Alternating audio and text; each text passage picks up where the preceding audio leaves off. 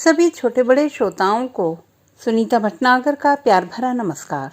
Audio stories के हमारे channel कहानी जगत में आप सभी का स्वागत है।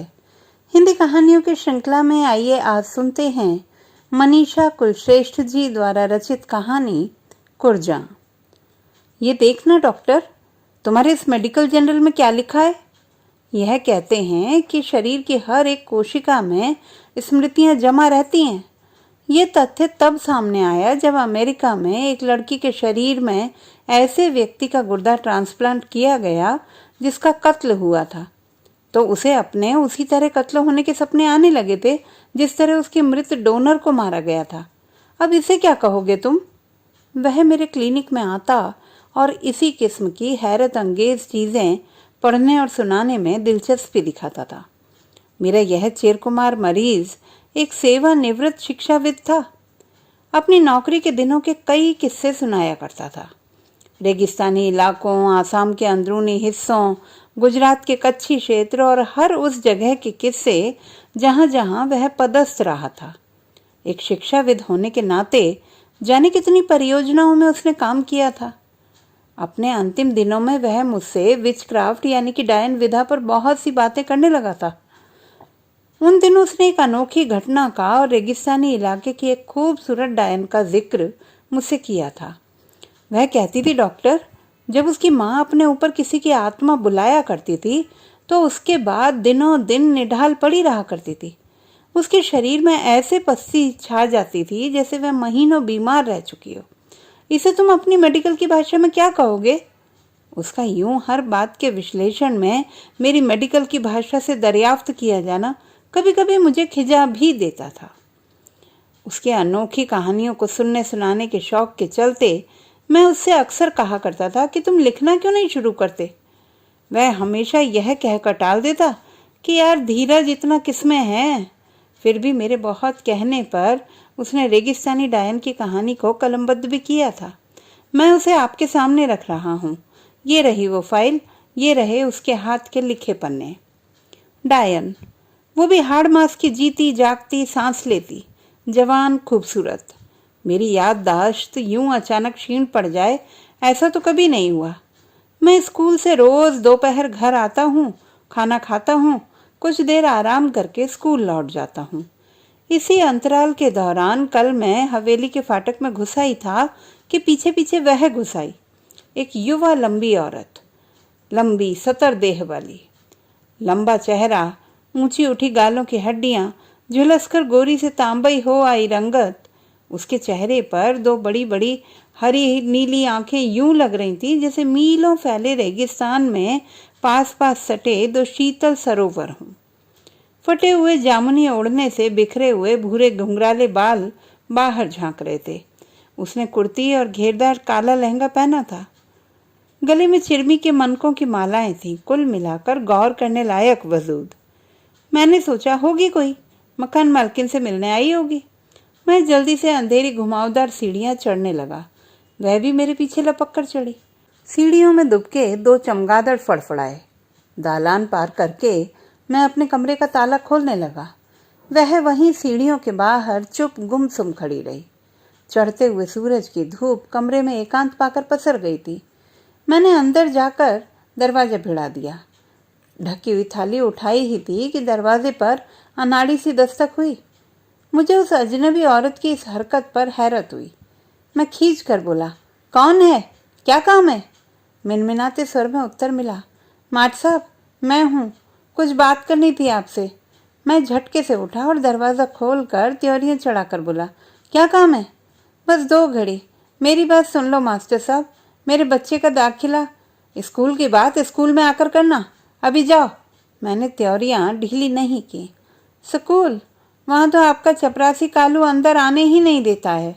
ऐसा क्यों, तुम कौन हो, नाम क्या है। मैंने आशंका में सवालों की झड़ी लगा दी। बस हूँ एक बदकिस्मत, नाम तो कुर्जा है पर लोग तो। उसकी आवाज़ कांप रही थी। इसी गांव की हो, कहाँ रहती हो। हाँ, अब तो इसी गांव की हूँ, खारी बावड़ी के पीछे, मसान घाट से थोड़ा पहले रहती हूँ। ठीक है, कालू को कह दूंगा आने से मना न करे। कल स्कूल आ जाना बच्चे को लेकर। उत्तर में उसने पलकें उठाकर देखा। नीले ठहरे हुए सरोवर झिलमिलाए। रेगिस्तानी भटकाओं और प्यास से त्रस्त मैं मानो उन सरोवरों में कूद पड़ा। उसके बाद मुझे कुछ याद नहीं रहा कि मैं किन रास्तों पर आत्मविस्मृत होकर चलता चला गया और सूखी हुई खारी बावड़ी के किनारे असमंजस की स्थिति में खड़ा हुआ कालू को मिला। वह अजीब से नाम की औरत कुरला अभी आगे आगे ही तो चल रही थी, कहाँ गायब हो गई?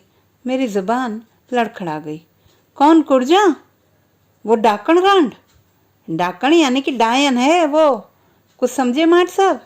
उसने मेरे ठंडे हाथ थपथपाए। मैं संभला।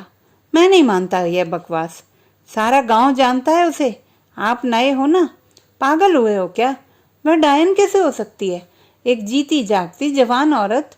वह सच में ही पागलों की तरह दांत निपोरने लगा। फिर जोर से एक तरफ थूक कर आस्तीन से उसने अपना मुंह पहुंचा और बड़बड़ाने लगा। हेडमास्ट साहब, तो बताओ, सारा घर चौपट खुला छोड़ के, खाने की थाली में अध खाया कौर छोड़ के आप स्कूल की जगह इस सूखी बावड़ी की तरफ क्या लेने आए हो? हाँ, याद आया। वह बता रही थी कि उसके लड़के को स्कूल में दाखिल कराना है। पता नहीं किस बेख्याली में, बेखबरी में मैं यहाँ। बस साहब जी, यही तो वसीकरण था डाकण का। चुप रहो, भूल से भी ये बात किसी से मत कहना। मैं अपनी मर्जी से ही चला आया था। अपनी बेख्याली पर स्कूल में किस्सेबाजी हो ये मैं नहीं चाहता था, मगर यूं याददाश्त अचानक क्षीण पड़ जाए ऐसा तो कभी नहीं हुआ। तो क्या कुछ देर को मैं सम्मोहित हो गया था? हाँ, सुबह से खाली पेट रहने के कारण सर चकरा गया होगा, या फिर क्या ये मोमेंट्री मेमोरी लॉस था? उफ, उसके बाद कल पूरे दिन सिर दुखता ही रहा था। लेकिन आज वह स्कूल क्यों नहीं आई? कालू को तो मैंने आगाह कर ही दिया था। कभी मिली तो पूछूंगा जरूर। सारे फर्श और बिस्तर को किरकिरा करके आंधी थम चुकी थी। इसी किरकिराहट के साथ अब जीना सीखना था। सन्निपात के रोगी कैसे दिन थे वो, जब मेरा इस गांव जीवनसर में हेडमास्टरी के लिए चयन हुआ था।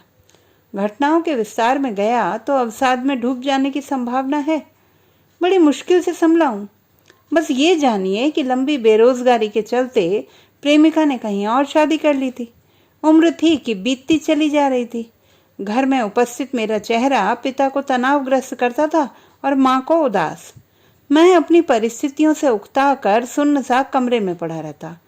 उसी सुन्न मनह स्थिति में संक्षिप्त सा सामान बांध कर अपने शहर से 340 किलोमीटर की बस यात्रा के बाद 15 किलोमीटर की जीप यात्रा करके सीमावर्ती रेगिस्तानी गांव में चला आया था। यह था थार मरुस्थल का अंदरूनी पिछड़ा हुआ एक ऐसा इलाका जिसकी थाह पाना बहुत कठिन था। यूं भी पश्चिमी सीमावर्ती इलाकों में मुकम्मल तौर पर बसे गांव कहाँ होते? यहाँ अपने ही सन्नाटों से सिहरती एकाकी हवेलियां होती हैं, या फिर थोड़ी थोड़ी दूर पर बसी डहणियां होती हैं, और होता है दूर तक फैला रेतीला विस्तार। ऐसी जगहों पर जिंदगी बहुत लंबी महसूस होती है। उम्र बस रेंगा करती है। शुरू में मैं बहुत अकेला महसूस करता था। जो किताबें अपने साथ लाया था सब की सब पढ़ डाली थी। मन घबराने लगा तो मुझे लगा कि स्थानीय लोगों से मेल जोल बढ़ाया जाए, पर जल्द ही मैं जान गया कि गांव के संपन्न लोग बाहरी लोगों से मिलना जुलना पसंद नहीं करते थे। आम गरीब लोग तो डरे हुए भी भीरू किस्म के लोग थे। बरसों पहले समाप्त हो चुकी जमींदार प्रथा के बावजूद यहाँ के रावलों के प्रति आतंक जनित सम्मान आम आदमी की रगों में बस गया था। मुझे रावले के दबंग पुरुषों को देखकर हैरत होती थी कि वे गांव के आम आदमी से मिलने पर अब भी नजराना स्वीकार करते थे। खम्मा घनी हुक्म, सरल ग्रामीण दोहरे हो जाते, मगर उनकी गर्दनें अभिमान से अकड़ी रहती। इस गांव के और इसके आसपास की ढाणियों के निवासी बहुत ही पिछड़े हुए थे। उनकी अलग ही दुनिया थी। ऐसा लगता था कि कुछ साधनों जैसे जीपों, ट्रांजिस्टरों के अलावा बाकी की दुनिया से वे पूरी तरह नावाकिफ थे। ये अंधविश्वास देहाती हर किसी के रौब में जल्दी ही आ जाते थे। बिना किसी प्रयत्न के कोई भी आदमी अपने आप को सरकारी बताकर उन पर अपना प्रभुत्व जमा सकता था। चपरासियों तक को वो खुदा समझते थे। पटवारी, तहसीलदार के तो पैर छुआ करते थे। सीमा सुरक्षा बल के अफसरों, जवानों से वे दूर भागते थे, वे कुछ पूछताछ करते तो वे झुक झुक कर उनके पैर छूने लगते, मगर कुछ बताने के नाम पर खाली आंखों से ताकते। सीमा सुरक्षा बल के अफसरों को लगता कि इस कस्बे की कुछ मुसलमान जनजातियों के तार सीमा पार से जुड़े हैं, जो कि बड़े घाघ हैं, जिनसे कुछ भी उगलवाना कठिन है। लेकिन मेरे ख्याल से 90% लोग इस इलाके में ऐसे थे जो रोजमर्रा की जिंदगी चलाने के कष्टों के मारे ही सिर नहीं उठा पाते थे। तो वे ऐसा कब सोचते या कर पाते जो स्मगलिंग या जासूसी से जुड़ा हो? अपनी निर्दोषिता के बावजूद सीमा सुरक्षा बल के जवानों का डर उन्हें काट किए रहता था। सीमा सुरक्षा बल की अपनी कठिनाइयां और कर्तव्य थे। इस गांव और ढाणियों के कुछ लोगों के खेत भारतीय सीमा से बाहर भी पसरे थे। कुछ जनजातियां दोनों सीमाओं के बीचों बीच न घर की न घाट की ऐसी स्थिति में बसी थी। इस गांव में गिनी चुनी ही हवेलियां थीं, जो कि पुराने वणिक व्यवसायियों की थीं। इन हवेलियों को घेर कर कच्चे पक्के मकानों वाले मोहल्ले खड़े थे, जिनमें अन्य जातियों के लोग रहा करते थे। गरीब, किसान, चरवाहे और जनजातियों के लोग समूहों में कच्ची ढाणियों में रहा करते। तेज हवाएं इनके कच्चे झोंपड़ों के छप्पर मजाक मजाक में उड़ा ले जाती थीं, मगर इनके रंगीले साफों की बंधान ढीला करने में ये हवाएं अक्षम रहती थीं। मेहनती तो थे ये लोग, पर उनकी मेहनत रेत में से बस रेत ही उगलवा सकती थी। भेड़ों का दूध, ऊन, जीरा, ऊंट का चमड़ा, बाजरे के 2-4 बोरी दानों के बदले वे बाड़मेर जाकर जरूरत का अन्य सामान खरीद कर ले आते। ये सीधे साधे आचार विचार के लोग आपस में एक दूसरे के प्रति ईर्ष्यालु भी हो उठते थे। अनाज के दाने दाने के लिए खून खराबा कर देते। पानी की बूंद के लिए औरतें बाल खींच खींच कर झगड़ती। प्राकृतिक विपदाओं से निरंतर आक्रांत उनकी संस्कृतियों में अंधविश्वासों ने गहरी जड़ें जमा रखी थी। अंधविश्वास उनके आदिम आवेगों को कभी नियंत्रित तो कभी अनियंत्रित करता रहता था। मैंने फिर शाम को कालू से उस डाकण के बारे में पूछा था, मगर वह मुंह फुलाकर बैठ गया। उसे स्कूल में क्यों नहीं घुसने देते हो? सरकारी स्कूल सबके लिए होते हैं। डाकणों की औलादों को स्कूल में रखोगे तो बाकी के लोग बच्चे भेजना बंद कर देंगे। वह चिढ़कर बोला, कर दे मेरी बला से, कल से उसका बच्चा स्कूल आएगा। वैसे वो औरत है कौन? इसी गांव की है। आप मानते नहीं हो ना साहब जी, तो बताने का क्या फायदा? मैंने बहुत पूछा, मगर वह चुप रहा। खाना बनाकर उसने चुपचाप थाली मेरे सामने रख दी। मैं जब खाना खाने लगा तो अनायास ही उसने बोलना शुरू कर दिया। आपने देखी थी उसकी बिल्ली की नई हरी नीली आंखें? मैं खाना चबाता रहा। यहाँ का खाना तीखा है और पानी खारा। 6 महीनों में भी मैं इन दोनों की आदत नहीं डाल सका हूँ। ये कालू, मेरे स्कूल का 4th श्रेणी कर्मचारी, कहता है, साहब जी तीखा नहीं खाओगे तो इस भारी पानी को पचाना मुश्किल है, कब्ज हो जाएगी। तीखे खाने की वजह से मेरी नाक और आंखें बहने लगी। उसने बिना ध्यान दिए बदस्तूर बोलना जारी रखा। बहुत पहले जिस साल यहाँ छोटी माता फैली थी, उसी साल जाने कहाँ से चली आई थी साहब ये कुर्जा डांकर। जब आई थी तब सबसे यही कहती थी कि रावले में उसका धनी ठाकुर साहब के यहाँ 2 साल का बंधक मजदूर बन के आया था। 2 साल बीत गए, लौट के घर नहीं पहुंचा है। रावले में किसी ने घुसने नहीं दिया। ठाकर साहब ने कहलवा दिया कि उनके तो कोई बंधक मजदूर नहीं है। कोई कहता जासूस था, कोई कहता स्मगलर, जिसे बीएसएफ वालों ने मार गिराया। पहले गांव के मंगनियार लोगों की ढाणियों की तरफ अपने गोद के बच्चे के साथ रहने लगी। जड़ी बूटियां देती, औरतों को इलाज करती, विश्वास जीत लिया लुगाइयों का। मनमाना पैसा और घर घर जाकर अनाज मांगने लगी तो औरतों ने मना करना शुरू किया। फिर तो जो इसे मना करे उसके घर में बच्चे बीमार पड़ जाएं, मौत हो जाए।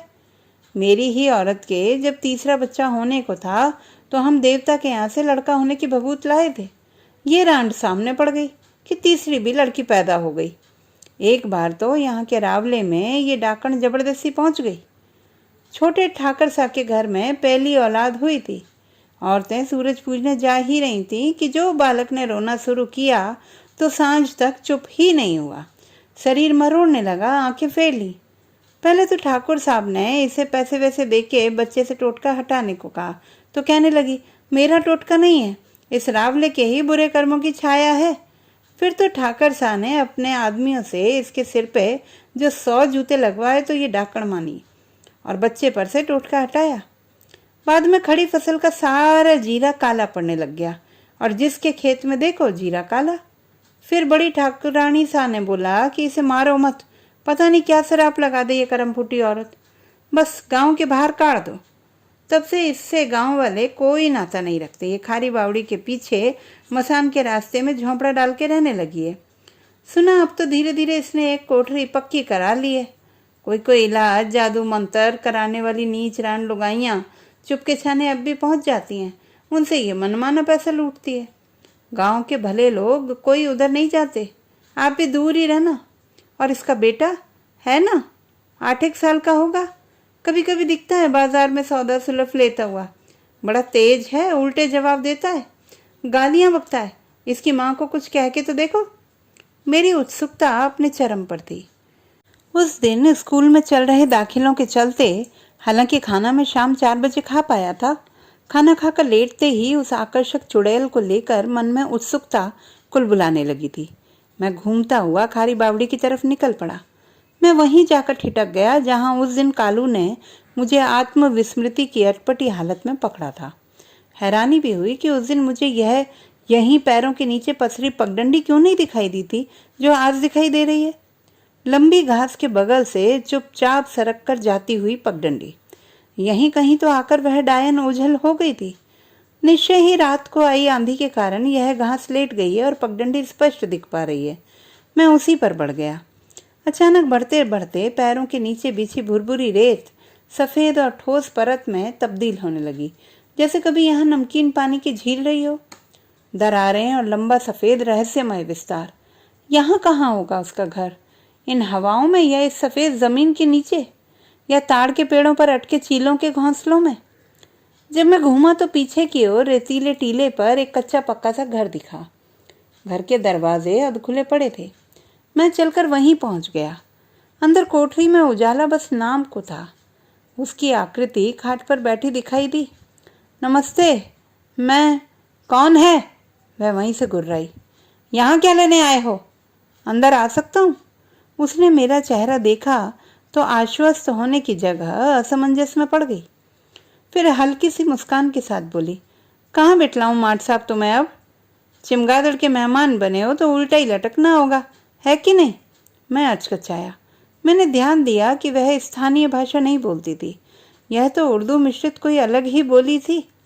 कहाँ है आपका बेटा जिसका दाखिला कराना था? कहकर मैं अंदर चला आया था। वह घर में कब टिकता है? अभी तक भेड़े चरा कर नहीं लौटा। वह एक छोटी कमीज में सर झुकाए बटन लगाती रही। 5 मिनट तक कोठरी में सन्नाटा हिचकियां लेता रहा। मैं सोच ही रहा था कि यूं ही खड़ा रहूं या चलने की इजाजत मांग लूं। तभी उसने दांत से तागा तोड़ा और खाट से उठ खड़ी हुई। बैठो माट साहब। मैं बैठ गया। माँ, कहकर एक दुबला सा गोरा बच्चा हाथ में बबूल की संटी और एक गुलाबी रंग में रंगा भेड़ का मेमना लिए कोठरी में दाखिल हुआ। ये कौन? वह सहम सा गया। नहीं रे, डर मत, ये हेडमास्टर साहब हैं स्कूल के। इन्हीं को ला रही थी तुम कि ये गायब हो गए थे? मैं गायब हो गया था या ये? मैं अचकचा गया। वे दोनों हंसने लगे। चाय नहीं पिलाएंगी अम्मा मेहमान को? भेड़ के दूध की चाय ये पियेंगे? कहकर कुर्जा कोठरी के शहतीर से टंगी एक टोकरी में से कपड़े में बड़े संभाल कर रखी चाय की पत्ती निकालने लगी। चाय इतनी भी बुरी नहीं थी। इलायची की सुगंध में भेड़ के दूध की गंध दब गई थी। चाय पकड़ाकर कुर्जा बाहर चली गई। हम दोनों चुपचाप चाय पीने लगे। मैं बच्चे से पूछने लगा, स्कूल में पढ़ोगे? हाँ। नाम क्या है? जुगनू। कुछ पढ़ना आता है? हाँ, 1 से 100 गिनती। अपना नाम लिख लेता हूँ। वह बाहर से अंदर आकर बोली, हाँ मगर उर्दू में।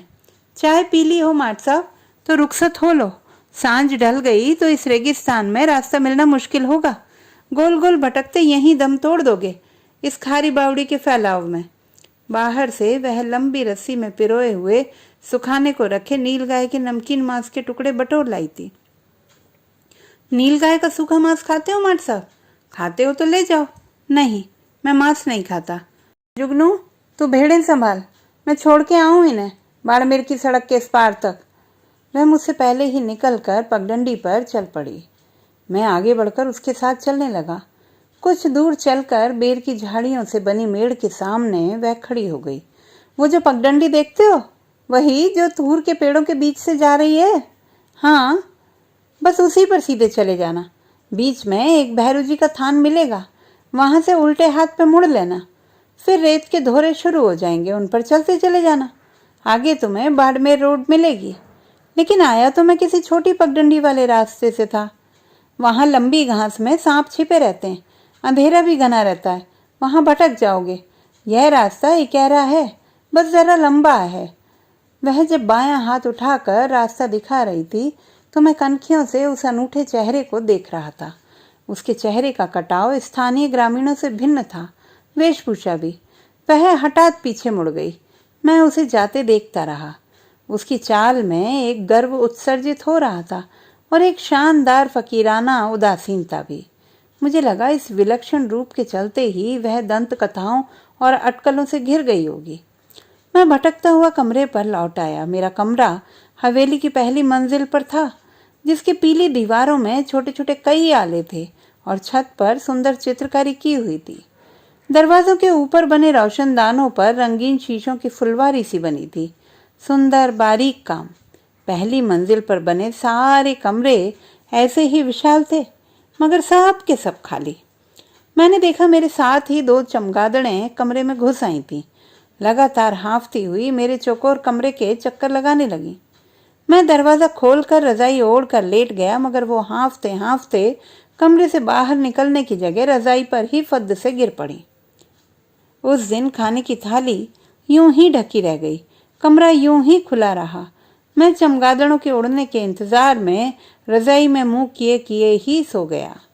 सुबह मेरे जागने से पहले ही कमरे में आकर कालू बड़बड़ाने लगा। मना करता हूँ साहब जी को, उस डाकण से दूर रहो। माने नहीं, गए उस तरफ। देखो आज फिर दरवाजा खुला है और खुद बेहोश है। अरे बाप रे, कैसा ताप चढ़ा है। हल्की हरारत की वजह से उस दिन मैं स्कूल नहीं गया। कुर्जा के बारे में सोचता रहा और अजीबोगरीब सपने देखता रहा। जुगनू का दाखिला स्कूल में मैंने कर लिया था। अध्यापकों के बीच सुगबुगाहट और विद्रोह को मैंने महसूस किया, लेकिन अपरोक्ष रूप से प्रार्थना के समय छात्रों को संबोधित करने के बहाने मैंने अपना संदेश संप्रेषित कर दिया था कि इस विद्यालय में मैं किसी किस्म के जातिवाद, छुआछूत और अंधविश्वास को सहन नहीं करूंगा। जुगनू की कोई तरतीबवार पढ़ाई तो हुई ही नहीं थी, सो 8 वर्ष का होने के बावजूद उसे दूसरी कक्षा में डाला गया, जिसका पाठ्यक्रम भी उसके बस के बाहर था। किसी अध्यापक से उसकी तरफ अतिरिक्त ध्यान देने को कहना तो व्यर्थ था, सो मैंने ही उसे शाम के समय अपने कमरे पर आकर 1 घंटे पढ़ने के लिए कह दिया। जुगनू का बातूनीपन अब उजागर होने लगा था। उसके पास स्थानीय रेगिस्तान को लेकर अद्भुत जानकारियां थी, चाहे वो रेतीले सांपों के नाम हो या रेगिस्तानी लोमड़ियों के व्यवहार की जानकारी हो। लेकिन उसे पढ़ाने में मुझे भी पसीने आ जाते। पढ़ते पढ़ते वह न जाने कौन कौन से कुतूहल उठा लेता। शहर कैसे होते हैं, वहाँ कितने लोग रहते हैं। कभी दुखी होकर वह अपनी माँ की बात करता कि गांव के लोग उसकी माँ को डाकण, कुत्ती रांड और जाने कितनी गंदी गालियां बकते हैं। बारिश हो और रुके ना तो भी उसकी माँ का टोटका कहते हैं, ना हो तो फिर तो है ही उसका जादू टोना। कभी कहता वह बड़ा होकर माँ को शहर ले जाएगा, जहाँ उसकी माँ को कोई नहीं जानेगा, न डाकण कहेगा। कभी जुगनू के पढ़ने ना आने पर मुझे उसके झोंपड़े में जाने का बहाना मिल जाता। रेगिस्तान और बेरों की झाड़ियों से घिरा उसका ठिकाना और लोगों की उसके बारे में तरह तरह की भ्रांतियां उसके इर्द गिर्द एक रोमांचक प्रभा मंडल बुनती थी। मैं जुगनू से मुखातिब होकर अप्रत्यक्षतः उससे बातें किया करता था। इस उजड़े वीरान रेगिस्तान में अकेले रहते डर नहीं लगता? डर क्यों माट साहब, यहाँ शेर चीते नहीं रहते। जुगनू ने उदासीन भाव से कंधे उचका दिए। मेरा मतलब जानवरों से नहीं था, रेतीले तूफानों से था।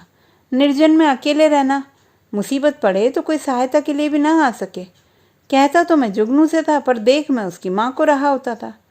हमारे लिए यही अच्छा है कि वे लोग मुझे और जुगनू को अकेले छोड़ दें।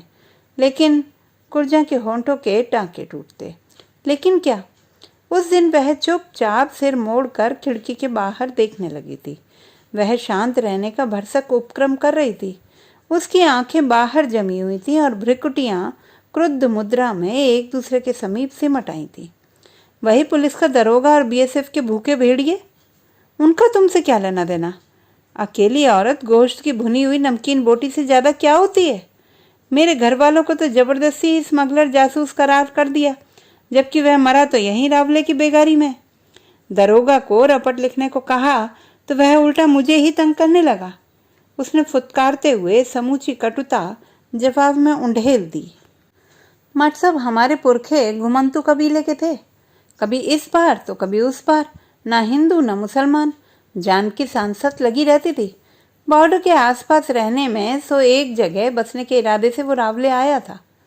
1000 का करार था, 2 साल की बंधक मजूरी का। वो लौटा ही नहीं, ना पैसा भेजा। उसका एक साथी भाग आया, उसी ने खबर दी कि उसका कुछ सुराग नहीं है। मैं अपने पीहर में इस पार ही थी, कोसों पैदल चल के जीवन सर आई थी उसके इंतजार में। तब से यहीं हूँ, अपना और बच्चे का पेट पालने को अपने कबीले का हुनर आजमाती रही। वही तो मेरे खून में था। सांप और हड़के कुत्ते के कांटे का जहर उतारना, जड़ी बूटी करना, किस्मत बाँचना, बुरे साए उतारना। हमारे कबीले की औरतें वैद्य ओझों का हुनर जानती हैं। जीवन सर के गंवारों ने रावले की शय में मुझे डाकण ही बना डाला। आंसू उसकी आंखों में खून की तरह उतरे, पर वह रोई नहीं, पी गई। उसकी यही बात मुझे विशेष रूप से प्रभावित करती थी, उसका अपने आप पर अटूट विश्वास। मेरे इस तरह उसके झोंपड़े में पहुंचने पर वह हमेशा शांत और सौम्य रहती, अपने कामों में मसरूफ। किंतु न जाने उसके किन भंगिमाओं से मैं यह जान गया था कि उसे हल्की सी खुशी होती है मेरे आने की। कभी कभी हमारे बीच अजीब से मूक क्षण आ जाते, जब अनायास हमारी आंखें चार हो जाती। ऐसे में उसकी नीली आंखों में हल्की नमी घिराती और उसकी कनपटी के पास उभरी पतली पीली नस हल्के हल्के सिहरने लगती। ऐसे ही पलों में उसके प्रति मेरा कुतूहल अपनी पराकाष्ठा पर पहुंच जाता। कुरजा, यह नाम पहले कभी नहीं सुना, क्या मायने इसके?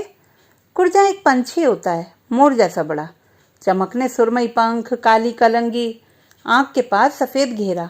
आपने देखा नहीं? इसके गीत नहीं सुने? कहते हैं जाड़े की चांदनी रातों में ये पंछी जन्नत से उतरकर रेगिस्तानी झीलों के किनारे बड़ी तादाद में डेरा डालते हैं। जाड़े भर रहकर फागुन आने पर उड़ जाते हैं। माँ कहती थी कि कुरजा एक ही बार जोड़ा बनाते हैं जिंदगी में। वो जोड़ा टूटे तो अकेले झुंड से अलग यहीं छूट जाते हैं, फिर जन्नत नहीं लौटते, धीरे धीरे गर्म रेत पर जान दे देते हैं। कहते हुए उसके चेहरे पर उदासी का सुरमई रुपहला रंग उभरा तो आंखों के नीले सरोवरों पर धुंध छा गई। जड़ी बूटी के इलाज के अलावा तुम क्या करती हो? जादू टोना, मेरा मतलब बुरी आत्माएं उतारना या अच्छी आत्माएं बुलाना? मेरे इस गुस्ताख सवाल पर वह हिचकी। उसने मेरी आंखों में ताक कर मेरा इरादा भांपना चाहा। जाने क्या भांपा कि आश्वस्त होकर बताने लगी, नहीं, मैंने वह हुनर नहीं सीखा। बहुत पहले किसी के बहुत जिद करने पर मेरी माँ बुलाया करती थी अपने जिस्म में किसी की भी रूह को, और बहुत पैसे लेती थी, बल्कि सोना, अंगूठी या बाली। लेकिन उसके बाद महीनों उसका दम निकला रहता, वह पस्त रहती। आवारा रूह उसके जिस्म में बेलौस भटक कर उसे बेदम कर जाती थी। मैंने सीखना चाहा पर उसने मना कर दी। जवान कुंवारी लड़कियों को यह सब नहीं सिखाया जाता था। हमारे कबीले की बूढ़ियां ही ये सब किया करती थी। तुम बता रही थी कि तुम भाग्य भी बांचती हो। अब ये सब कौन मानता है माट साहब? मेरा देख के बताओ ना, क्या करेंगे जानकर? पता नहीं, माँ के दिए वो ताश के पत्ते मैंने कहाँ रख छोड़े, याद भी नहीं। अम्मा, मैं लाऊं? वो वहाँ उस डिब्बे में रखे हैं। पड़ता हुआ जुगनू बीच में उचका और टांड पर रखे एक पुराने टिन के डिब्बे में से मैले कुचैले ताश ले आया। देखो ना अम्मा, जुगनू उत्साह में था। उसने अनमने मन से कुछ बुदबुदा कर 3 ताश निकाले। कुछ रखिए इस पर, सिक्का। मैंने जेब से 50 का नोट निकालकर उसकी हथेली पर रख दिया। उसने आंखें मूंद ली, फिर हथेली पलकों के पास ले जाकर पत्ते खोले। एक सम्मोहन में डूबकर सपाट स्वर में बोलने लगी, तुम अच्छे हो मगर दिल के कमजोर, सोचते बहुत हो, जरा जरा सी बात दिल से लगा बैठते हो। पैसा कमाओगे पर बचेगा नहीं। माँ बाप के प्यारे हो पर उनके गम के बाइस ही बनोगे। जल्दी ही जगह बदलोगे मतलब यहाँ से तबादला होने के आसार हैं। पैरों में फेरा है, घूमते रहोगे यहाँ से वहाँ। बहुत बूढ़े होकर नहीं मरोगे। कहो न जल्दी ही मर जाओगे। नहीं, न जल्दी न देर में। हाँ, ये तो आम बातें हैं जो कोई भी बता दे। मैंने मजाक बनाया। वह उदास हो गई, फिर धीरे से बोली, एक खास बात भी है। क्या? इश्क मोहब्बत की? उसने इनकार में सिर हिलाया। पलकें उठाकर संजीदगी से बोली, तुम ता जिंदगी कुंवारे रहोगे। अच्छा, मैं हंसी उड़ाने के लहजे से बोला, मत मानो। अच्छा, तुमने कभी अपना भविष्य नहीं देखा? हमसे तो भाग्य का देवता रूठा ही रहता है। दूसरों के भाग बांचने वाले उसे दूसरों की खातिर इतना नींद से जगाते हैं कि खुद किस्मत बांचने वाले सदा दुखी रहते हैं। कुछ दिनों बाद ही रेवारियों की बस्ती में आखा तीज के मौके पर सामूहिक विवाह की रस्म का एक बड़ा आयोजन होना तय हुआ। ठाकुर साहब और गांव के प्रतिष्ठित लोगों के साथ मेरे नाम का भी बुलावा आया था। मैं हवेली के चौकीदार को जगह रहने की हिदायत देकर रावले में चला आया। वहां से ठाकुर साहब और उनके लवाजमे के साथ मैं भी पहुंचा रेवारियों के मोहल्ले में। ठाकुर साहब का स्वागत रस्म के अनुकूल हुआ। वही उनका खम्मा घड़ी करके नजराना पेश किया जाना, नजराने में चांदी के कुछ सिक्के, पैर छुए जाना, हाथ चूमा जाना। मुझे वितृष्णा हुई। इनके सामंतवादी मिजाज कब बदलेंगे आखिर? तंबू बंधा था और अंधियारे मोहल्ले में गैस के हांडों की रोशनी की गई थी। इन हांडों के जगरमगर प्रकाश में गरीब रेवारियों का अभाव और उस अभाव में बरसों से जी रहे लोगों के चेहरे पर स्थायी तौर पर रहने वाली बेचारगी उभर कर सामने आ रही थी। मैंने महसूस किया उनके अभावों और बेचारगी के समक्ष मेरे इर्द गिर्द बैठे तथाकथित प्रतिष्ठित चेहरे भौंडे और हास्यास्पद लग रहे थे। जल्दी ही पंडाल नए कपड़ों में सज्जित छोटे छोटे दूल्हों से भर गया।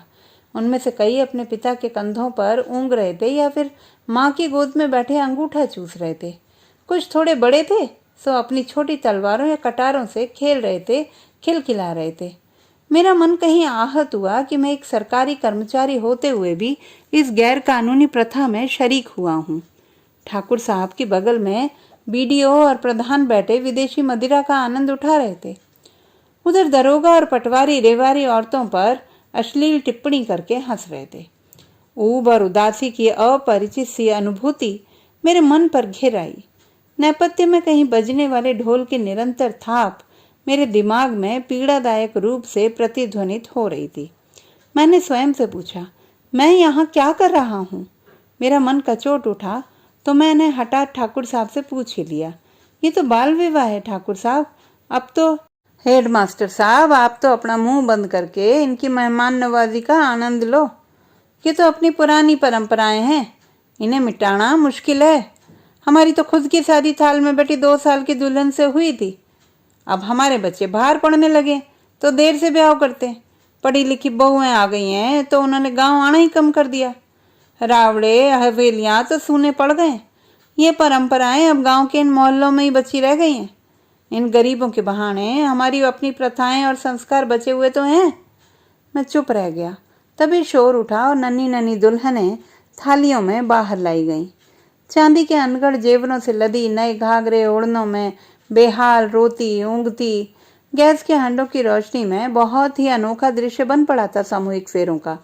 कई दूल्हों के पिता और कई दुल्हनों की माएँ उन्हें गोद में लेकर फेरे फिरा रहे थे। सजे संवरे गठरी बने मासूम बच्चे अपने भविष्यों और गृहस्थी समस्याओं से बेखबर नींद में डूबे या निंदा से अध जगे फेरों के साथ घूम रहे थे। औरतें मंगल गीत गा रही थी। तभी भीड़ बनाकर खड़े बच्चों के एक झुंड पर मेरी नजर गई, जो शादी में आमंत्रित तो नहीं थे पर तमाशबीन बने खड़े हुए थे। उनसे थोड़ी दूर पर पंडाल के खंबे से लगा एक अकेला झांकता जुगनू भी खड़ा दिखा। हल्की हल्की ठंड में भी केवल एक बनियान और पजामा पहने वह बाल विवाह का तमाशा देख रहा था। उसकी मासूम आंखें चमक रही थी। उसके हमउम्र दुल्हों की नई पोशाक, तलवारें, थालियों में बैठी उनकी नन्ही मुन्नी दुल्हनें। मेरी नज़र विवाह के शोरगुल से हटकर अब जुगनू पर केंद्रित थी। क्या सोचता होगा ये बच्चा? स्कूल, मोहल्ले, गांव से निष्कासित, एकाकी, शापित बचपन। फिर मेरा ध्यान हटकर उसकी माँ पर जा टिका। 2 नीले सरोवरों का नखलिस्तान। मेरे मन में हुक सी उठी। तभी महिलाओं की तरफ से एक शोर गूंजा, अरे या डाकण अठे, राण मर अठा तू, अठे कहीं कर रही रे तू। एक बुढ़िया ने चीख कर उस पर अपने हाथ का डंडा फेंका। काकी सब बालक है, शादी की रौनकें देखी तो इधर भाग आया, इसी को लेने आई थी। वह हड़बड़ा गई। कुछ ही पलों बाद मैंने देखा कुर्जा जुगनू का हाथ खींचती हुई वहां से चली जा रही थी। अपमान के दंश से तिल मिलाकर उसने ब्याह का तमाशा देखने की जिद करते नन्हे बच्चे के गाल पर 2 तमाचे भी जड़ दिए थे। ठाकुर साहब और उनके लवाजमे का खाना तो छुआछूत की वजह से स्वयं ठाकुर साहब के घर से आए बामण ने बनाया था। बाकी लोगों का खाना पीछे कहीं बन रहा था। खाना खाकर मैं जल्दी ही लौट आया और देर रात तक बैठकर कुछ जरूरी कागजात और फाइलें निपटा रहा था। तभी कालू भागता हुआ आया, साहब जी जल्दी चलो, रेबारियों के ब्याह में डाकण के आने से खाना जहर हो गया, लोग उल्टी दस्त कर रहे हैं, कितने तो बेहोश हैं, कुछ बच्चे तो लग रहा है कि नहीं बचने के साहब जी। मैं भागता हुआ अस्पताल पहुंचा जो कि लोगों से अटा पड़ा था। डॉक्टर लंबी छुट्टी पर था। ठाकुर साहब के होते हुए पास के कस्बे से दवाइयां और डॉक्टर के लाने का प्रबंध नहीं हो सका। इतने हंगामे और खबर भेजे जाने के बावजूद वे गीदड़ की तरह चुपचाप रावले नामक अपनी नांद में दुबके रहे। कहलवा दिया कि जीप में पेट्रोल नहीं है और स्वयं ड्राइवर शादी का खाना खाकर बीमार हो गया है। कुछ दूसरे लोगों ने और मैंने पैसे जमा करके जीप मंगवाई और जब तक पास के कस्बे से डॉक्टर आता, गांव के कंपाउंडर ने कमान संभाल ली थी।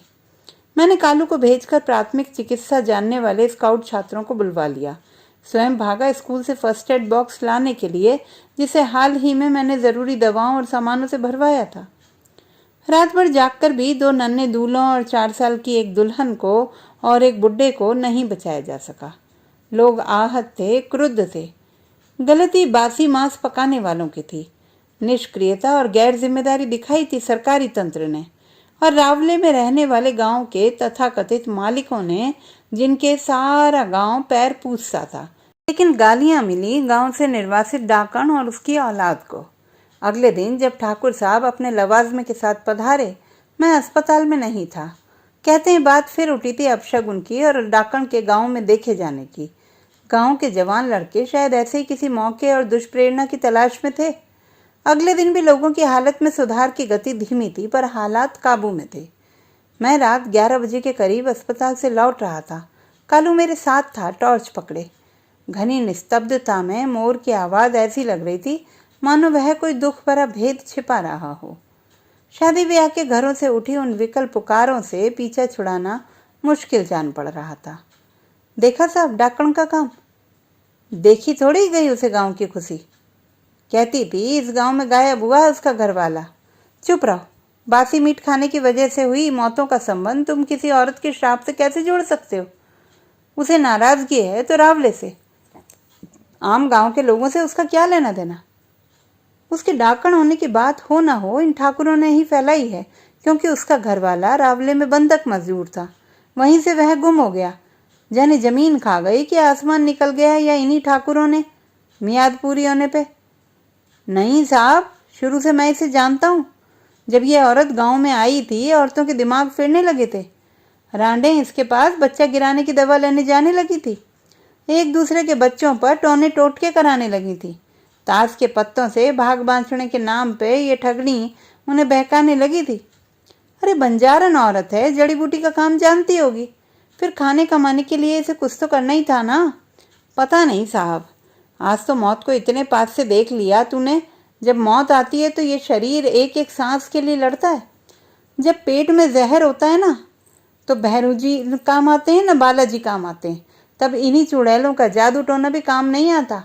काम आता है नमक का खारा पानी और पेट की सफाई, इंजेक्शन और ग्लूकोज। मांस के बासी होने की रिपोर्ट तो आज डॉक्टर ने खाना जांचते ही दे दी थी। सुबह से भैरू जी के थान पर कटा भैंसा परातों में खुला पड़ा रहा। शाम को पकाया गया तो जहर तो फैलेगा ही ना। सर्दियों में तो कालू जी मांस कटते ही धीरे धीरे सड़ना शुरू हो जाता है, चाहे सर्दी हो चाहे बरसात। पता नहीं कालू के दिमाग में मेरी बातें घुसी कि नहीं, पर उसने आगे बहस करना बंद कर दिया था। टॉर्च लेकर वह आगे आगे चलता रहा। अचानक बोला, ठाकर साहब ने हरी झंडी दे दी थी गांव के छोरों को, डाकण को निकालकर बाहर करने की। क्या? किसे? वह चौंका। वो कुर्जा डाकण को? फिर से कहो। मैंने उसे कंधों से पकड़कर झकझोर दिया। वह सकपका गया। चलो मेरे साथ। हम दोनों लगभग दौड़ते हुए कुर्जा के ठिकाने पर पहुंचे। चांदनी का फीका आलोक झोंपड़ी की टूटे कवेलू की छत से रिसता हुआ चमकीली कटी चिप्पियों की शक्ल में कुर्जा के आधे उघड़े भूरे घायल शरीर पर छिटका हुआ था। ऐसा लग रहा था जैसे वह किसी मंच पर पड़ी है अंतिम दृश्य में और उसे घेर कर प्रकाश डाला गया है। उसके पीछे केवल अंधकार था। हमारी आहटों से सहम कर उसने अपना बायां हाथ आंखों पर रख लिया, अपने फटे कपड़ों को ढकने लगी। उसके गालों और गले के पास खरोंचों के गहरे निशान थे। दाईं भौं के पास से कट गया था, जहां खून जमकर काला पड़ गया था। तभी मेरे पैरों से कुछ टकराया। अरे, ये जुगनू को क्या हुआ? कुर्जा के पैरों के पास जुगनू अचेत पड़ा था। उसकी कनपटी के पास से लहू बह रहा था। कालू यह दृश्य देखकर अवाक था। रोशनी के अनजाने वृत्त में पड़ी कुर्जा का राख पुता चेहरा, ठहरी हुई नीली पुतलियां, फटा ओढ़ना, चिथड़ा घाघरा, लगभग फाड़कर फेंक दी गई कुर्ती के अवशेष, बाईं भौं के पास से बहता हुआ खून। वह उठ बैठी। हमारे सवालों का कोई उत्तर नहीं था वहां। वह खामोश थी। कुर्जा की खामोशी और तटस्थता कालू को सेहरा रही थी। शायद अब उसे समझ आ रही थी एक निरीह चुड़ैल की विवशता। कालू उठा, इस बच्चे को अस्पताल चलें। नहीं, अस्पताल नहीं। कुर्जा ने मेरा हाथ थाम लिया। बच्चा मर जाएगा, मैं फुसफुसाया और वह मेरा हाथ थामे सिसकने लगी। ये ठीक ही कहती है। अस्पताल जाना ठीक नहीं है माट साहब। वहाँ लोग इसे देखकर और पागल हो जाएंगे। कालू ने बच्चे के घाव साफ करके फर्स्ट एड बॉक्स में से पट्टी निकालकर बांधी और हवेली जाकर मेरी अलमारी में रखी ब्रांडी ले आया और उसकी छाती की मालिश करने लगा। कुर्जा को मैंने अपना दुशाला दे दिया था। वह फिर से वहीं फर्श पर डह गई। जुगनू अचेतावस्था में कराहता रहा। कालू को मैंने वहीं रुककर बाहर पहरा देने के लिए कह दिया था, सुबह होने तक के लिए। मेरा वहां रुकना ठीक ना होता। मैं हवेली में पड़ा रात भर जागता रहा, कुछ समझ नहीं आ रहा था। अनेक संकल्पों और विकल्पों की शरण में जाकर भी मन कोई हल नहीं ढूंढ पा रहा था। पाँव फटते ही मैं वहां जा पहुंचा। कालू बाहर ही बैठा मिला। मैं अंदर गया। जुगनू को होश आ गया था। कुर्जा ने गठरी संभाल रखी थी और दुशाला कस के देह पर लपेट लिया था। कहाँ जाने की तैयारी है? मैंने पूछा। कालू भाई जी से कहें हमें पांडेरी के बस स्टैंड तक छोड़ के आए। कहाँ जाओगी बहन? कालू अंदर आ गया। पता नहीं, अब इस गांव में रहना नहीं हो सकेगा। क्यों? कल रात जो कुछ तुम्हारे साथ हुआ है उसकी शिकायत नहीं करेंगे हम सदर थाने जाकर? मैं आवेश में आ गया। कौन सी पुलिस, कौन सा थाना माट साहब? सब तो रावले का हुक्म बजाते। कल रात मेरे साथ जो हुआ उसकी परवाह नहीं। पहले भी रात को दरवाजा खटखटाते थे। रावले के हाकम, बीएसएफ के जवान, खुद पुलिस के दरोगा। 32 दांतों के बीच जवान की तरह कैसे बची मैं ही जानती हूँ। पर गांव के छोरों ने पहली बार हिम्मत की। भेड़ें भगा दी, मुर्गियों के टपरे में आग लगा दी, मेरे कपड़े फाड़े, बदसलूकी की। मेरी छोड़ो, जुगनू के साथ जो हुआ उसने मेरी हिम्मत तोड़ दी है माट साहब। कितना मारा उसे, टांगों से उठाकर गोल घुमा के जमीन पे छोड़ दिया। कहकर वह पीड़ा से सिसक उठी। एक खामोशी में उसकी हल्की सिसकियां गूंजती रहीं। उधर जुगनू की कराहटें भी बढ़ती जा रही थी। अंततः कालू ही समस्या का हल लेकर हमारे सामने खड़ा था। मेरी समस्या तो आज दिन किसी तरह ये यहीं काटें। रात होते ही मैं और आप चलकर इनको मेरे गांव के खेत पर बने कच्चे घर में छोड़ आए। मेरा गांव यहाँ से 15 कोस दूर पर है। मामला निपटने तक ये वहीं रहे, फिर आप जाने या ये जाने। बस पुलिस के झंझट से मुझे दूर रखना साहब जी। बहुत राहत मिली थी मुझे कालू की इस व्यवस्था से, पर मैं जानता था कि यह स्थायी व्यवस्था नहीं थी। मैंने कुर्जा को लेकर उस रात गंभीरता से सोचा, उसके स्थायित्व को लेकर, जुगनू को गोद लेने की औपचारिकताओं पर। अब वक्त नहीं लगा मुझे निर्णय लेने में। सुबह स्कूल पहुंचते ही मैंने जीवन सर से तबादले और लंबी छुट्टी पर जाने की अर्जी डाल दी थी। इसी शाम को मैं कुर्जा को अपना निर्णय बताकर उसकी भविष्यवाणी को गलत साबित करने की चुनौती देकर उसे चौंकाने वाला था। चले गए वो दोनों। शाम 5 बजे मैं स्कूल से निकलने की तैयारी में ही था, तभी कालू अपना क्लांत चेहरा लिए आ खड़ा हुआ। कहाँ? पता नहीं। झोंपड़ी खाली मिली। पांडेरी के बस स्टैंड भी गया मगर वहाँ भी नहीं थे। एक जान पहचान वाला मिला। वो बता रहा था कि उसने दोपहर में डाकण को जाते देखा था छोरे के साथ बस में, बाड़मेर की तरफ। ये ताश के पत्ते वहाँ बिखरे पड़े थे। मैंने वो ताश के पत्ते उसे छीन लिए, बेहद पुराने साधारण ताश के पत्ते। मैं उन्हें बेचैनी से पलटने लगा। डायन कहीं की अपना कहा सच करके चली गई। हताशा और गुस्से में मैं चीख पड़ा। कालू आश्चर्य से मुंह खोले मेरे चेहरे को ताकता रह गया। उसके बाद मैं वहाँ 6 महीने और रहा। जैसे कि मैंने पहले जिक्र किया था, समय वहाँ बहुत लंबा होता है। वहाँ कोई घंटे नहीं गिनता, न वर्ष। वहाँ मौसम ही नहीं आते, न वसंत न बहार। मैं जब तक वहाँ रहा एक अनंतता में जीने का पुरजोर यकीन बना रहा। लौटा तो लगा मैं अपना एक जीवन वहाँ छोड़ आया था। कहानी तो यहीं खत्म हो गई थी। उसकी इस कहानी की फाइल के पीछे मुझे एक छोटा सा नोट मिला था। स्मृति द्वारा वापस लाकर अतीत की चीज़ों को मोटे तौर पर देखना और बात करना तो आसान है डॉक्टर, पर बारीक कहानी बुनना अतीत की आवारा रूह को अपनी देह पर बुलाने जैसा होता है। मैं बहुत पस्त मगर मुक्त महसूस कर रहा हूँ। अब सोऊंगा। नींद में ही चला गया था वह दुनिया से। बहुत दिनों तक उसकी अनुपस्थिति मेरे मन में एक उलझी कहानी सी अटकी रही। तो दोस्तों, ये थी हमारी आज की कहानी। आपको कैसी लगी कमेंट बॉक्स में लिखना ना भूलें। चैनल को सब्सक्राइब करें, लाइक करें और मित्रों के साथ शेयर करें।